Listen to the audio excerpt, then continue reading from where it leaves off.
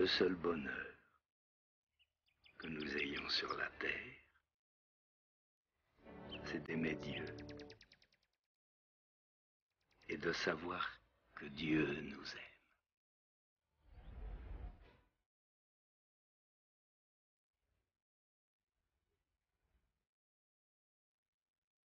Ars, dans la Dombe, à quelques kilomètres de Lyon. Ce petit village attire chaque année des milliers de personnes des 5 continents, qui viennent en pèlerinage chercher ici la paix et le réconfort auprès de Jean-Marie Vianney, le saint curé d'Ars, patron de tous les prêtres de l'univers.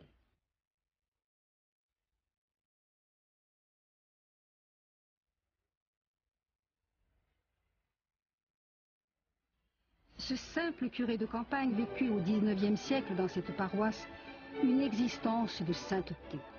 Durant les 41 années de son sacerdoce, sa vie exemplaire, son dévouement, la force de sa prière, ses qualités de confesseur extraordinaires ont fait converger les foules qui voyaient en lui un saint.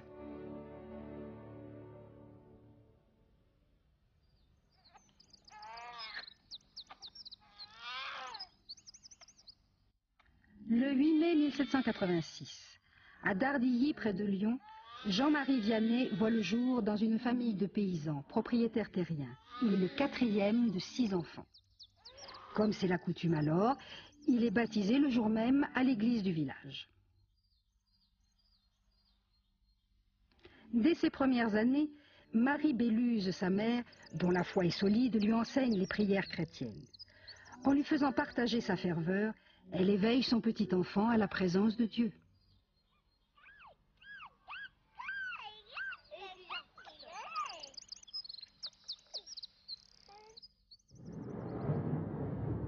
Alors que le petit Jean-Marie est âgé de 3 ans, en 1789, la Révolution française éclate. La soif de liberté, de fraternité et d'égalité balaye les anciennes valeurs, le rationalisme veut faire oublier Dieu. La Convention républicaine instaure le culte de la raison pour tenter de remplacer la foi chrétienne. À Lyon, les massacres des sans-culottes viennent noircir les pages les plus sombres de l'histoire de la France. Les chrétiens qui demeurent attachés à la foi catholique romaine s'exposent à être accusés de crimes anti-révolutionnaires. Une partie du clergé se soumet et dès 1792, les prêtres qui veulent rester fidèles à l'Église doivent se cacher pour ne pas mourir ou être déportés. De nombreuses églises sont alors abandonnées ou détruites. Dans le tourbillon de la terreur, en secret, une partie du peuple des croyants continue à cultiver sa foi. Dans les maisons, des messes clandestines sont célébrées par des prêtres qui ont refusé la constitution civile du clergé. Les Vianney font partie de ceux qui accueillent les confesseurs de la foi. Le jeune Jean-Marie peut alors écouter le témoignage de leur fidélité. Malgré ces temps de troubles et de désordre, la maison des Vianney reste toujours ouverte aux miséreux et aux errants qui prennent part à la soupe, au pain et à la prière. Ici, on ne craint pas d'afficher sa foi et de vivre la charité chrétienne. Jean-Marie est un enfant peu ordinaire, toujours prêt à accueillir les pauvres. Il aime prier. Sa mère, la première, encourage sa foi. Aussi n'est-elle qu'à demi étonnée le soir où elle retrouve son Jean-Marie âgé de 4 ans, priant seul dans l'étable, devant une petite statue de la Vierge qu'elle lui a donnée.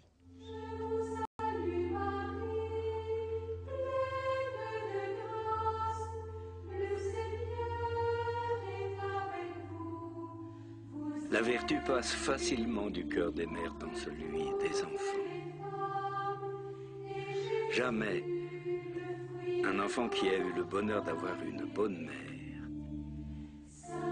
ne devrait ni la regarder, ni penser à elle sans pleurer.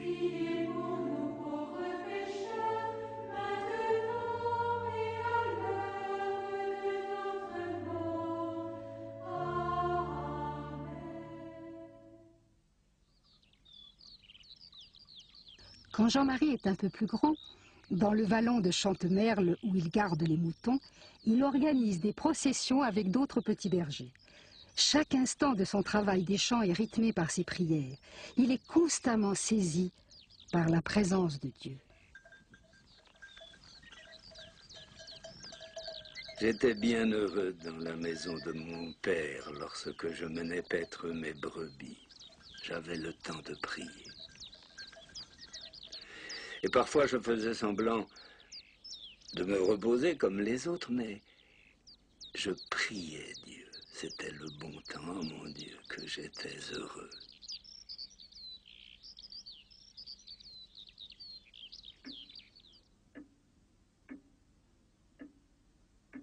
Jean-Marie a 11 ans quand il se confesse pour la première fois dans la salle commune de la maison natale, au pied de la grande horloge. C'est un prêtre réfractaire, fidèle à l'église de Rome, qui l'écoute et lui donne l'absolution. Ce prêtre, cette première confession, il s'en souviendra toute sa vie.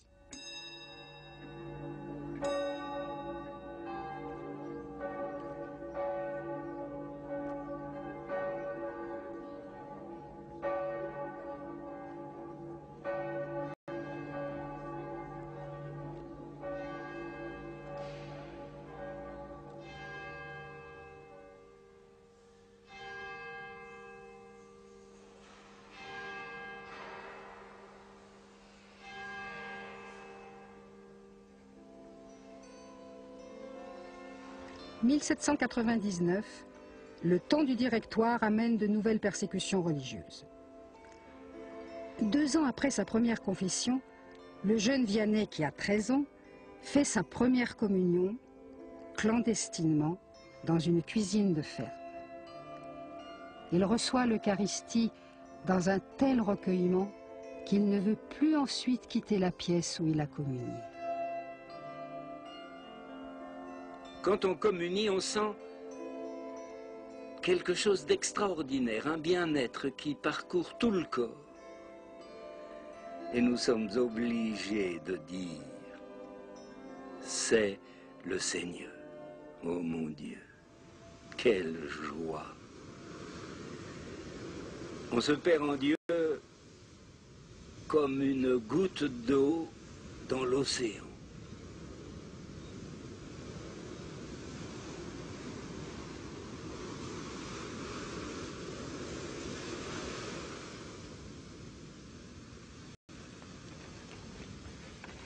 Pour Jean-Marie, le temps de l'école est passé sans qu'il ait pu en bénéficier et les travaux de la ferme le réclament.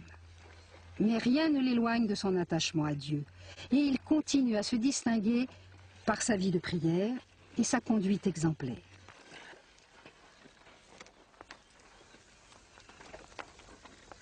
Il grandit dans la foi, naturellement, comme une plante dans le soleil. En 1801, à 17 ans, il confie à sa mère son profond désir de devenir prêtre. Je voudrais gagner des âmes au bon Dieu. Mais Mathieu Vianney, son père, s'oppose à cette vocation. On a besoin de Jean-Marie pour les travaux de la ferme. L'autorité paternelle n'est pas contestée, mais le jeune Vianney conserve dans son cœur l'espoir de convaincre son père. Au bout de 2 ans, l'appel de Dieu l'emporte et il peut partir.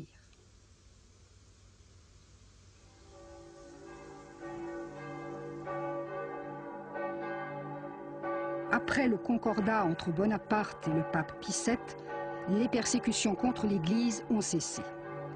Jean-Marie Vianney peut alors se rendre auprès du curé d'Écully, l'abbé Ballet, pour être formé en vue de la prêtrise.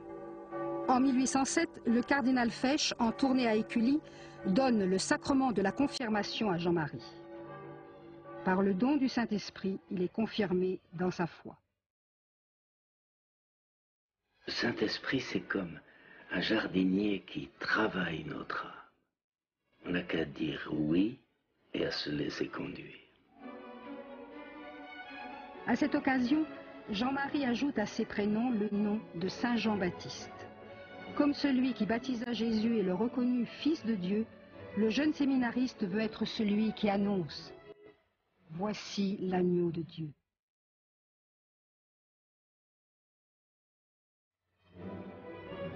Mais les études de Jean-Marie à Écully sont tardues. La mémoire de ce jeune paysan est rebelle au latin. Malgré son travail acharné, ses prières et les encouragements de M. Ballet, il se désespère au point de vouloir abandonner. Il fait alors le vœu de se rendre à pied, en mendiant son pain, à plus de 100 km de là, à la Louvet, jusqu'au tombeau de saint François-Régis, à qui il confie la réussite de ses études. Durant ce périple, il va s'imprégner de l'exemple de l'apôtre du Vivarais, qui prêcha l'évangile dans ces montagnes et fut, par son don total à Dieu et aux hommes, un modèle de pasteur.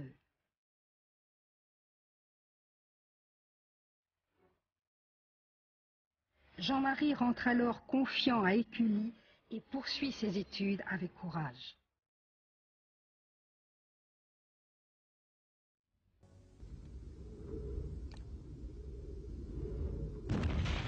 En 1809, la guerre de Napoléon contre l'Espagne fait rage et réclame des hommes.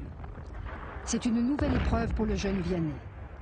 Bien que les séminaristes soient dispensés d'aller combattre sous les drapeaux, il reçoit à tort sa feuille de route. Jean-Marie doit laisser ses études et partir. Mais il rate le départ du détachement qu'il essaie de rattraper en vain et renonce finalement à rejoindre.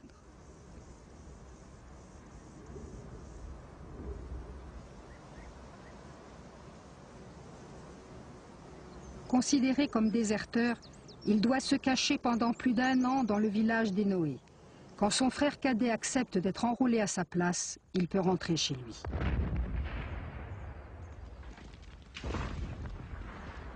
Mais François le cadet ne reviendra jamais à Dardilly et cette absence pèsera toujours sur le cœur de Jean-Marie.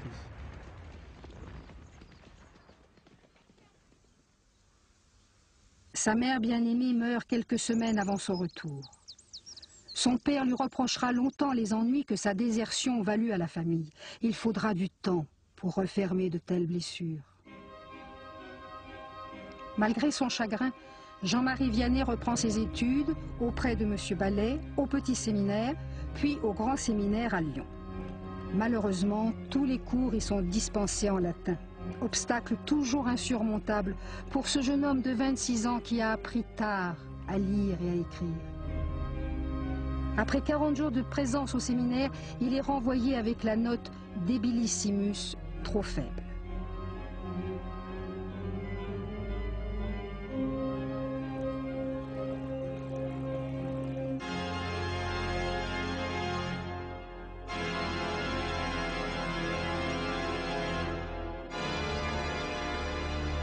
Mais l'abbé Ballet, convaincu de la profondeur de sa vocation, l'aide à surmonter l'épreuve. Il lui enseigne la théologie en français et réussit finalement à faire reconnaître les compétences et la valeur spirituelle de ce séminariste apparemment inculte. Enfin, âgé de 29 ans, Jean-Marie Vianney reçoit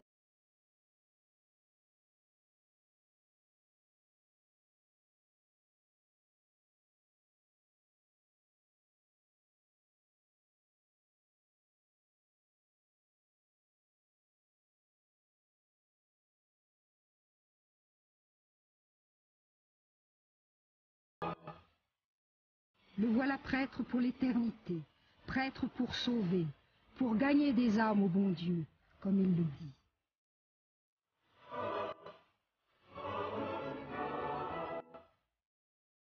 Le jeune prêtre reste auprès de l'abbé Ballet pendant encore 2 ans comme vicaire.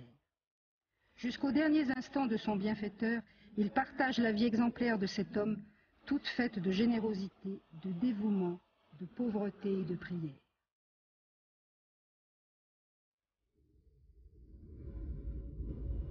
Après la mort de M. Ballet, Jean-Marie Vianney est envoyé en Dombes. Le pays des 1000 étangs, une région pauvre qui sera pour lui une terre de mission. Dès son arrivée à proximité du petit village d'Ars, par un matin de février 1818, ses premières paroles marquent sa volonté d'être le guide spirituel de la paroisse. Au berger qui lui indique la route, il répond Tu m'as montré le chemin d'Ars, eh bien moi, je vais te montrer le chemin du ciel. En découvrant les quelques chaumières éparses autour d'une petite église, il s'agenouille et prie. Une intuition, comme il en aura tant d'autres, lui fait ajouter « Vous savez, cette paroisse, elle ne pourra pas contenir tous ceux qui, plus tard, s'y presseront. » En ce temps-là, Ars compte 230 habitants. Les familles de paysans à l'instruction rudimentaire vivent assez pauvrement. Ils consacrent peu de temps à Dieu et la pratique religieuse est négligée. Le premier geste du nouveau pasteur d'Ars est de se rendre à l'église dont le clocher a été abattu pendant la Révolution. Il entre dans une chapelle presque à l'abandon. « Il n'y a pas beaucoup d'amour du bon Dieu dans cette paroisse, vous en mettrez », lui avait-on dit à Lyon. Le presbytère, en revanche, est l'une des plus belles maisons de ce hameau. Dans sa volonté d'être l'égal des plus démunis, Jean-Marie Vianney dépouille alors la cure du riche mobilier mis à sa disposition par la châtelaine d'Ars, Mademoiselle Desgarets. Il s'installe le plus simplement possible, avec quelques objets légués par l'abbé Ballet, dont il a adopté les principes de pauvreté évangélique. L'abbé Vianney veut répondre à l'appel du Christ. Si quelqu'un veut venir à ma suite, qu'il renonce à lui-même, qu'il se charge de sa croix et qu'il me suive. Jean-Marie Vianney a décidé de vivre en ascète. Il va lui arriver de dormir sur des sarments de bois, il refusera de se chauffer en hiver et il réduira sa nourriture à l'extrême. Ce qui va totalement l'habiter désormais, c'est sa responsabilité de pasteur vis-à-vis des âmes qui lui sont confiées. Ô Seigneur, accordez-moi la conversion de ma paroisse. Et je suis prêt à souffrir tout ce que vous voudrez, tout le reste de ma vie. Sa volonté de convertir sa paroisse se mêle à l'aveu de sa propre faiblesse. Que doit-il faire pour gagner des âmes à Dieu? C'est à travers les mortifications qu'il pense alors s'approcher de la souffrance du Christ sur la croix. La flamme de l'amour devient morsure déchirante sur son corps. Mais le jeûne, le manque de sommeil, la discipline sont autant de folies de jeunesse, comme il le dira plus tard, qu'il abandonnera quand sa mission de confesseur l'obligera à être toujours disponible pour les pénitents. C'est là qu'il pourra alors vivre son désir immense de se sacrifier pour les hommes.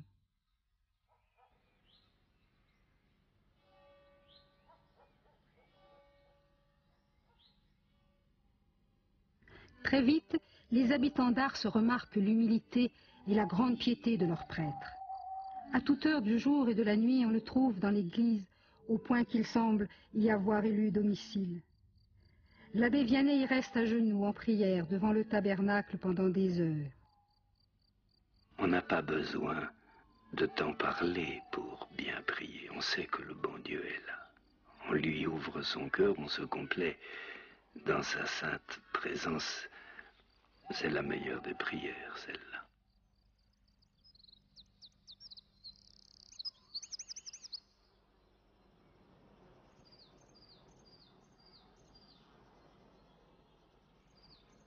L'âme ne peut se nourrir que de Dieu. Il n'y a que Dieu qui lui suffise. Il n'y a que Dieu qui puisse la remplir. Il n'y a que Dieu qui puisse rassasier sa faim. Avec sa franchise et sa bouleversante conviction, le curé d'Ars se manifeste que la prière comble la soif d'absolu de l'homme et rend possible son union avec Dieu. Un jour, il découvre dans son église un vieux paysan tourné vers le tabernacle, en prière. Et qu'est-ce que vous lui dites au bon Dieu? Je l'avise et il m'avise. Je l'aime et il m'aime, que c'est beau. Au cœur de la prière de Jean-Marie Vianney, Marie est toujours présente. Elle est pour lui le canal qui relie les hommes à Dieu, celle qui conduit à l'amour de son Fils Jésus-Christ. C'est ma plus vieille affection. Je l'ai aimée avant même de la connaître. Jean-Marie Vianney trouve dans sa prière constante son réconfort et sa force, grâce à l'amour du Seigneur qui l'accueille en lui. C'est ce don de Dieu qui va le guider dans toutes ses œuvres humaines. L'amour qu'il reçoit de Dieu, Jean-Marie Vianney veut le partager avec tous. Dans une démarche peu commune pour les curés de son époque, il rend de fréquentes visites à tous ses paroissiens, qui sont rapidement touchés par son dévouement et son sens profond de la charité. Comme le bon berger qui veille sur ses brebis, il n'oublie aucune des âmes qui lui ont été confiées. Il soutient les malades dans leurs épreuves et il offre tout ce qu'il possède aux plus pauvres, jusqu'à son pain ou son matelas. Le désir de perfection de ce jeune prêtre concerne aussi le village. Il souhaite que ses paroissiens eux-mêmes changent leur cœur. Et pour cela, il leur faut d'abord connaître et aimer Dieu. Il commence par inviter la jeunesse d'Ars à venir réciter le chapelet en sa compagnie dans le jardin du presbytère. Vous savez, la prière particulière, elle ressemble à de la paille qui a été disséminée dans un champ. Si on y met le feu, la flamme a peu d'ardeur. Mais si on réunit cette paille éparse, alors la flamme est abondante et elle s'élève haut vers le ciel. Eh bien, ainsi en est-il de la prière en commun.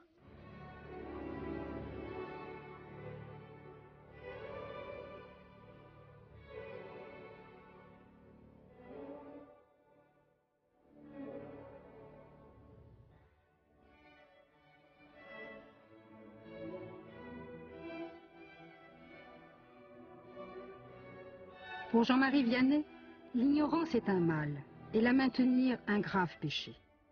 À cette jeunesse inculte, comme lui-même l'a été, il choisit d'enseigner les évangiles à travers les récits tirés de la vie des saints.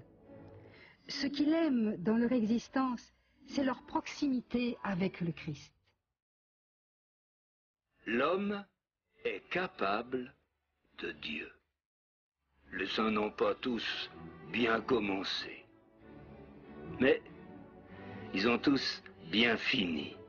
Et là où les saints passent, alors Dieu passe avec eux.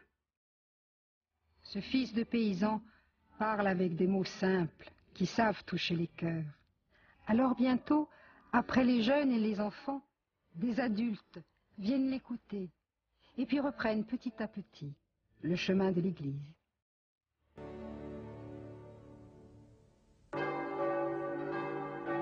Dès la belle saison, la majorité des habitants d'Ars se consacrent aux travaux de la terre et désertent les offices. Les ouvriers agricoles et les mères de famille en particulier travaillent toute la semaine, dimanche compris. Le curé d'Ars réagit et s'adresse directement au patron et au mari. Le dimanche doit être respecté. L'homme n'est pas seulement une bête de travail. C'est aussi un esprit créé à l'image de Dieu. Il n'a pas que des besoins matériels et des appétits grossiers. Il a des besoins de l'âme. Avec le temps, à force de persévérance, Jean-Marie Vianney parvient à faire entrer dans les mœurs le respect du repos dominical. Mais certaines habitudes des villageois sont beaucoup plus graves à ses yeux. À cette époque, à Ars, l'alcoolisme fait des ravages. La jeunesse d'Ars n'est pas épargnée, et lorsqu'elle se réunit le dimanche pour danser sur la place de l'église, le libertinage entraîne des conséquences graves, des filles déshonorées et la naissance d'orphelins. Le curé d'Ars, avec habileté, se lance dans le combat. Il suscite la participation de ses paroissiens. Au lieu de faire supprimer les bals, comme le souhaitent certains parents, il suggère d'organiser des fêtes patronales et des processions joyeuses, au terme desquelles les jeunes pourront s'amuser et danser en présence de leurs aînés.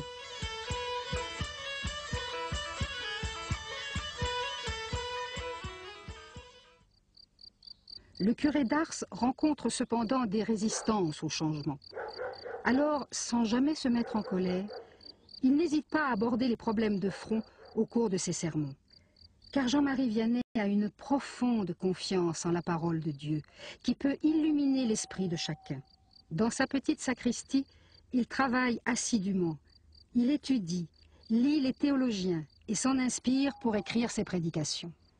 Pourtant, en chair, il ne retrouve pas toujours ces mots. Il s'exprime alors seulement inspiré par la prière, avec une simplicité et une intensité qui pénètrent chacun jusqu'au fond de l'âme. Ce qui touche les auditeurs, ce sont ses larmes, ses regards vers le tabernacle ou la croix, ses silences et ses cris d'appel à la conversion où il semble que résonne la puissance de la parole de Dieu. Ah, mes enfants, que nous sommes ingrats.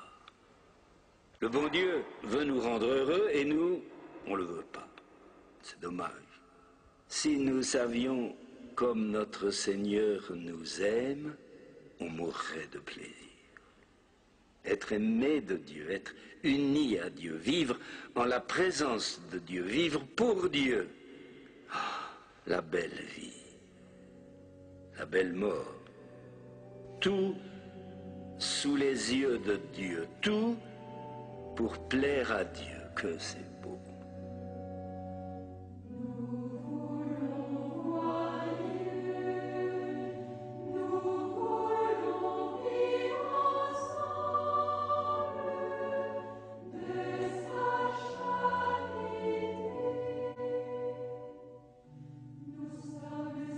La messe est le cœur de la vie de Jean-Marie Vianney.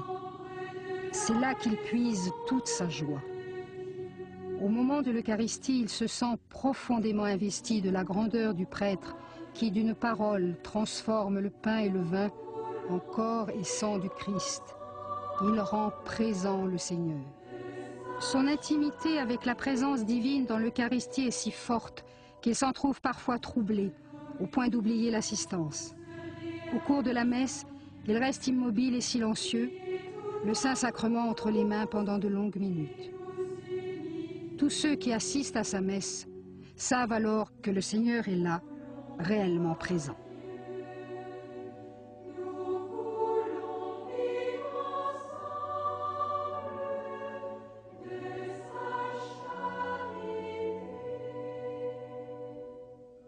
À l'époque du curé d'Ars, on ne communie pas fréquemment, 3 ou 4 fois par an à l'occasion des grandes fêtes.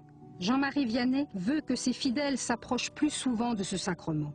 Il n'hésite pas alors à se démarquer de ses confrères en invitant les paroissiens à communier tous les dimanches.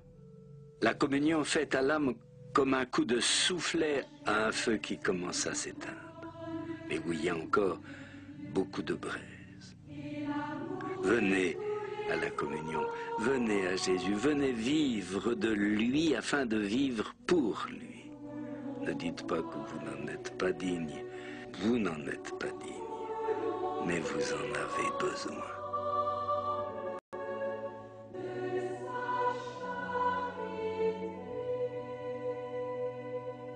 Jean-Marie Vianney souhaite que cette petite église où il communie avec le Seigneur devienne un havre d'amour et de paix pour tous.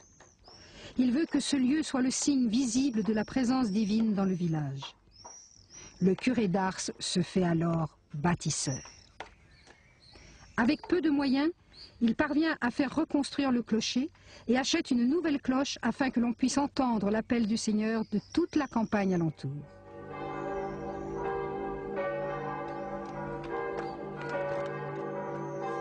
Rien n'est trop beau pour Dieu. Et jamais le sanctuaire du village ne sera aussi magnifique que je le désire.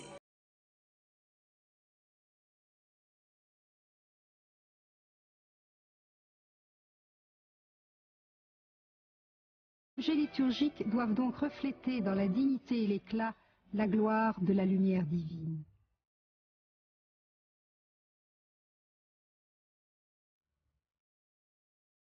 Les marchands de Lyon, auprès de qui Jean-Marie Vianney se fournit, répandent rapidement le bruit qu'il y a dans la Dombes un petit curé qui achète, malgré sa pauvreté, tout ce qu'il y a de plus somptueux pour son église.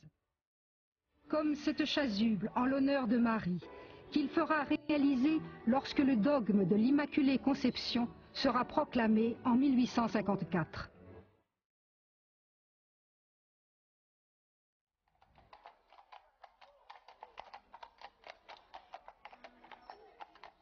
À l'instar du châtelain d'Ars et de sa sœur, mademoiselle Desgaret, au fil des années, les donateurs se font de plus en plus nombreux et des travaux vont se succéder dans le sanctuaire sans interruption. L'église s'agrandit, s'embellit et au-delà de l'œuvre matérielle, reflète la démarche spirituelle de Jean-Marie Vianney. Sa proximité avec Marie lui fait d'abord aménager la chapelle de la Sainte Vierge. C'est là qu'il consacrera ses paroissiens à l'Immaculée Conception et placera le nom de toutes les familles d'Ars dans un cœur doré sur la statue de la Vierge. Puis, plus tard, il fera installer sur le fronton de l'église une statue de Marie. On n'entre pas dans une maison sans parler au portier. Dans la Sainte Vierge, c'est la portière du ciel.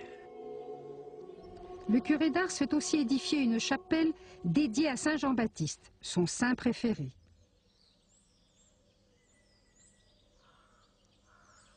Puis, il fait ajouter à l'église une chapelle consacrée à Sainte Philomène, son ambassadrice auprès du bon Dieu, comme il aimait à le dire.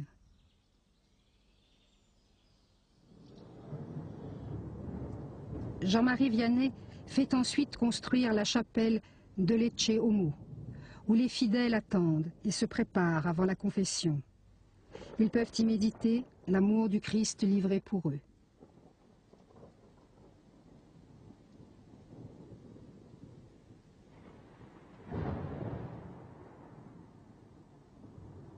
La chapelle des Saints-Anges rappelle le monde invisible de la création. L'abbé Vianney ne manquait pas d'invoquer la protection des messagers du Seigneur.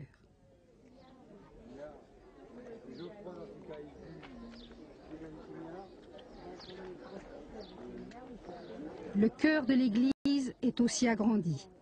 Et le curé d'Ars parvient même à obtenir un immense tabernacle en bronze doré, initialement prévu pour l'église Saint-Sulpice à Paris. Dorénavant, tout invite à la rencontre avec le Seigneur.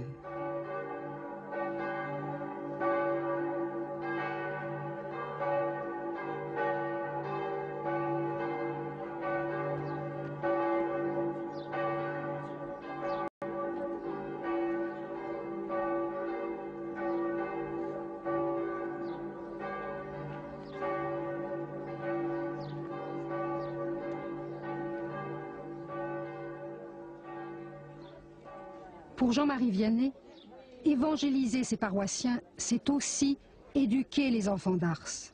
En 1824, il crée une école. Il forme 2 filles de la campagne, Benoîte Lardet et Catherine Lassagne. Et dans des conditions héroïques, il ouvre la maison de Providence pour les orphelines de la région. Cette institution si chère à son cœur va se développer jusqu'à accueillir une 60aine d'enfants.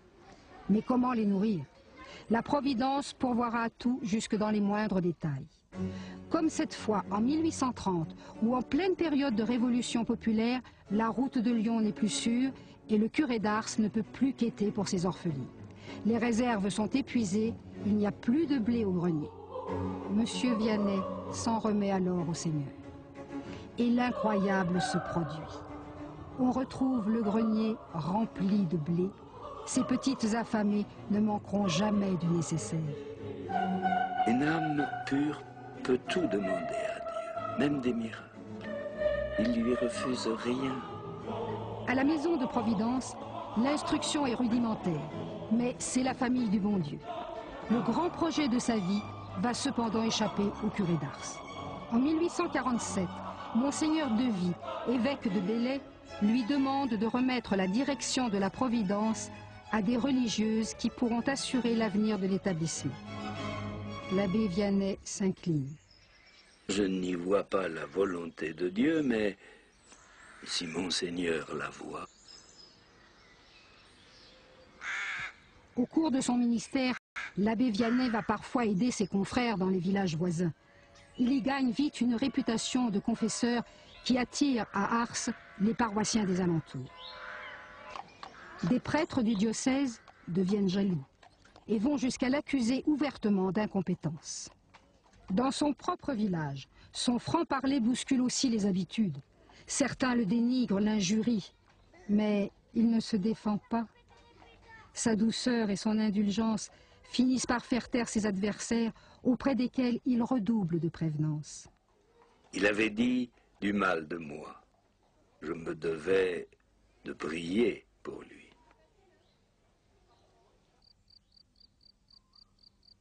Mais les épreuves du curé d'Ars ne se limitent pas aux critiques de ses semblables. Dans l'intimité du presbytère, il est l'objet d'attaques attestées par des témoins que lui-même attribue au malin. Murs qui tremblent, bruits étranges, agitation d'objets, voix aigres, Vianney, va-t'en. Ces phénomènes vont souvent perturber son repos jusqu'à la fin de sa vie.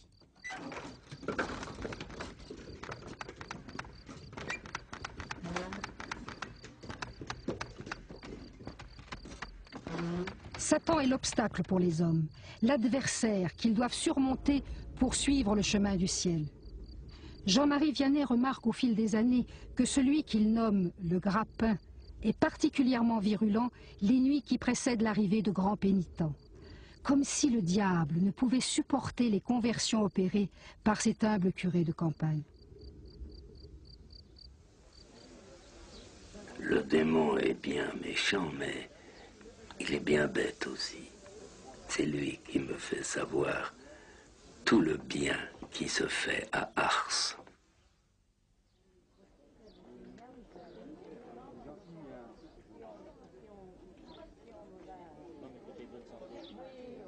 En effet, si les foules viennent à Ars, c'est qu'à travers Jean-Marie Vianney, elles découvrent la puissance de la miséricorde divine. Par la qualité de son écoute et une faculté de discernement hors du commun, il bouleverse et délivre du poids de leurs péchés ceux qui l'approchent. On attend jusqu'à 4 jours pour le rencontrer. Mais alors, quelques minutes suffisent. Il lit dans les âmes et en quelques mots rend la foi et la joie à ceux qui l'ont perdu. Par l'intermédiaire de cet homme, l'Esprit Saint apaise les cœurs tourmentés. De 1h à 7h du matin, il confesse les femmes dans la chapelle Saint-Jean-Baptiste avant la messe. Puis vient le tour des hommes, de 8h à 11h du matin, qu'il accueille dans la sacristie. Ego te absolvo, je te pardonne tous tes péchés. Désormais, sa tâche de curé est totalement absorbée par le ministère de la réconciliation. Après le catéchisme de l'après-midi, les confessions se poursuivent jusque tard dans la nuit. La miséricorde de Dieu, c'est comme un torrent débordé qui emporte tout sur son passage.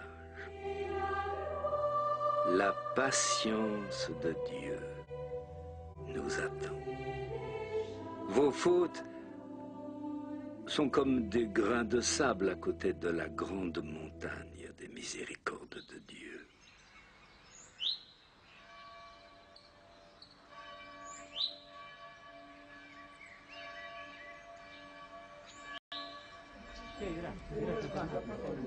Les miracles qu'il accomplit dans les cœurs ne se comptent plus.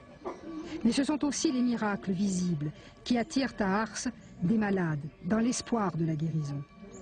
Dans son humilité, le curé d'Ars ne s'attribue pas les mérites de ses dons peu communs. Je ne fais pas de miracle. Pour ça, adressez-vous au bon Dieu. Pourtant, n'a-t-il pas raison ce pèlerin qui dit « J'ai vu Dieu dans un homme ». Cependant, malgré le bien qu'il répand autour de lui, Jean-Marie Vianney est habité par une angoisse profonde. Il a le sentiment tragique d'être incapable de mener sa charge de pasteur. Il a la conscience aiguë de sa pauvre condition de pécheur, de ses faiblesses. Plus il s'approche de ce Dieu si grand, plus c'est sa propre petitesse qu'il perçoit. Dans cette nuit spirituelle, même la prière lui est parfois difficile. Mon cœur est sec comme de l'amadou, dur comme un caillou, froid comme le marbre. Tantôt je suis dans le chagrin, tantôt le dégoût de la prière, m'accable. À 3 reprises, il tente de fuir sa paroisse. La dernière fois, en 1853, il faut tout l'attachement de ses fidèles pour le retenir. Il avouera, après avoir regagné son confessionnal, « J'ai fait l'enfant. »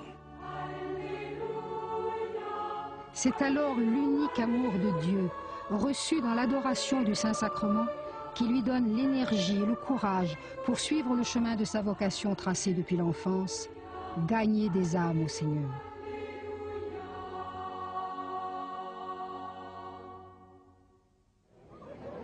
Une paroisse transformée en pèlerinage, voilà ce qu'est devenu Ars. Les cafés ont laissé la place à des hôtelleries pour accueillir les pèlerins qui arrivent des 4 coins de France.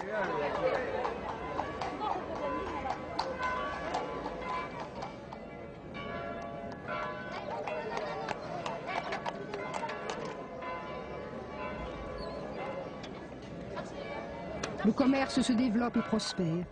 Des boutiques de souvenirs vendent même des médailles frappées à l'effigie du curé d'Ars. Et des images d'Épinal représentent les faits extraordinaires de son ministère.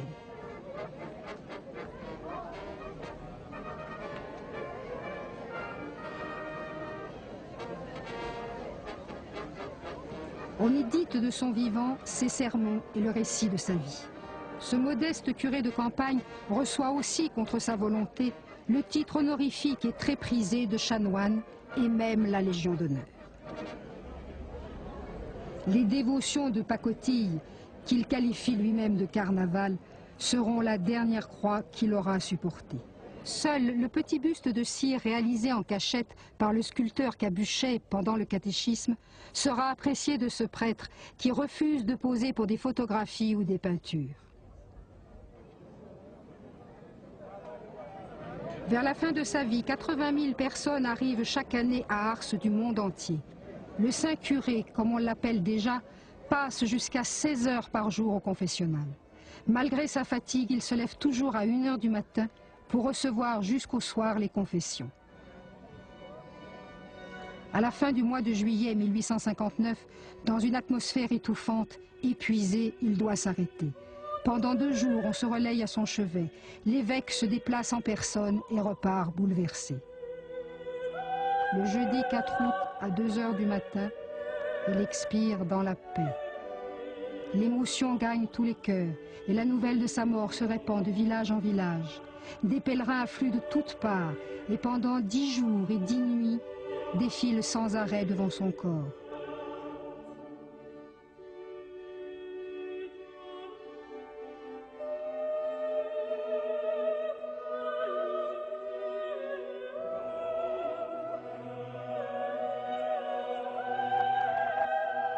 Après des funérailles grandioses, il est inhumé dans son église, là où il avait choisi de passer sa vie au service de Dieu et des hommes.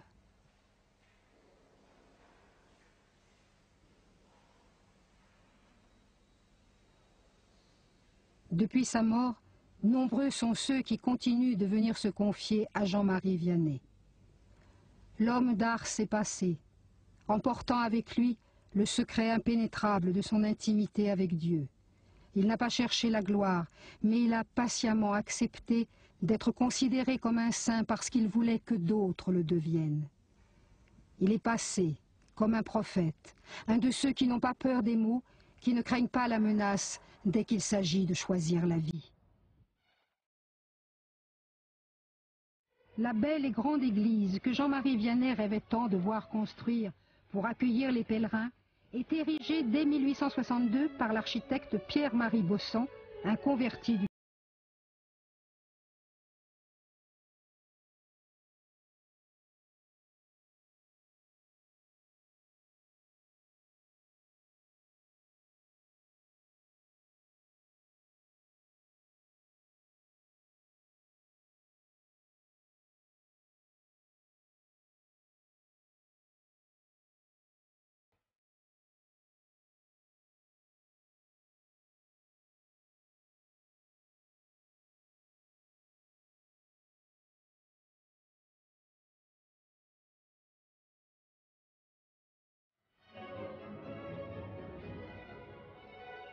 En 1905, l'église devient le reliquaire où repose le corps intact de Jean-Marie Vianney dans une châsse en bronze doré.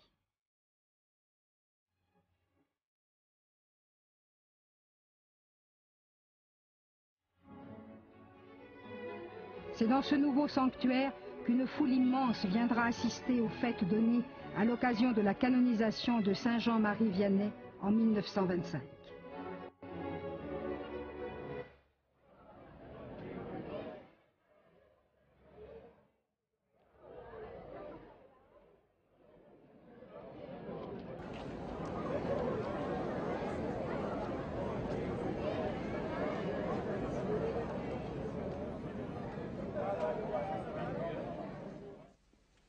En 1931 est érigée une chapelle qui abrite la relique du cœur du Saint-Curé. Elle rappelle que le sacerdoce, c'est l'amour du cœur de Jésus.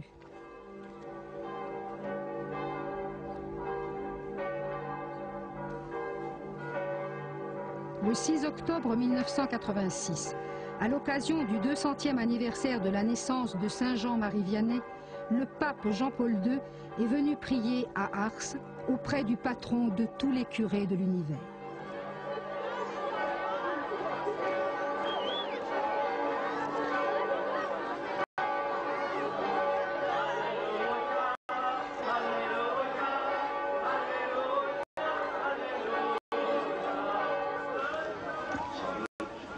Saint Jean Vianney, qui était curé ici, a laissé un signe pour ses contemporains et aussi pour les générations à suivre, pour notre génération.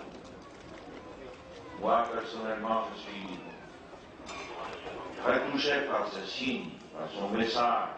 Je suis toujours très touché. Et c'est pour ça que j'arrive ici, en pèlerinage.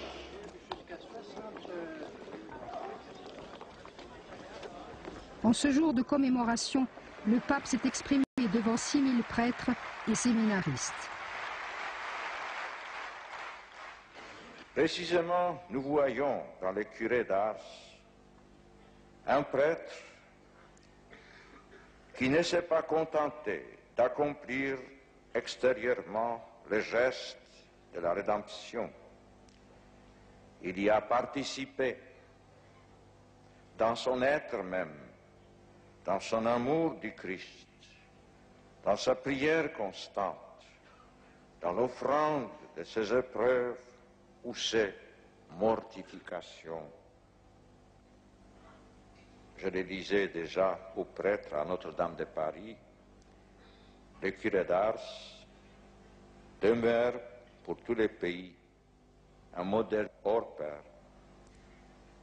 à la fois de l'accomplissement du ministère et de la sainteté du ministre.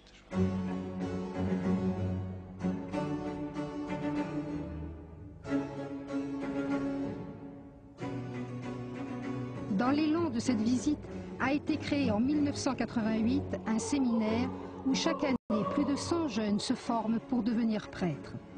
Ils veulent être artisans du renouveau spirituel et missionnaire de l'Église.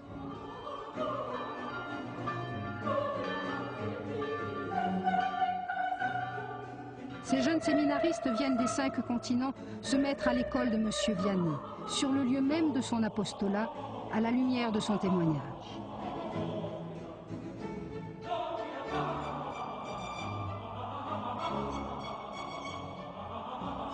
Parce que là où les saints passent, Dieu passe avec eux. Tout pèlerin peut communier à la grâce d'Ars, au mystère de cette sainteté. À la suite de Jean-Marie Vianney, le saint curé d'Ars, ils peuvent redécouvrir le sens de l'Eucharistie, la conversion des cœurs grâce au sacrement de la réconciliation, l'humble charité, la force de la prière.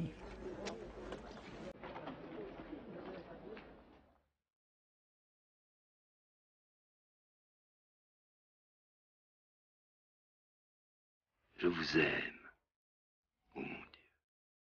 Et mon seul désir, c'est de vous aimer jusqu'au dernier soupir de ma vie. Je vous aime. Ô Dieu infiniment aimable. Et j'aime mieux mourir en vous aimant que de vivre un seul instant sans vous aimer. Je vous aime, Seigneur. Et la seule grâce que je vous demande, c'est de vous aimer éternellement. Je vous aime, ô mon Dieu. Et je ne désire le ciel que pour avoir le bonheur de vous aimer parfaitement. Je vous aime, ô mon divin Sauveur, parce que vous avez été crucifié pour moi. Je vous aime, ô mon Dieu, parce que vous me tenez ici-bas, crucifié pour vous. Mon Dieu, faites-moi la grâce de mourir en vous aimant et en sentant que je vous aime.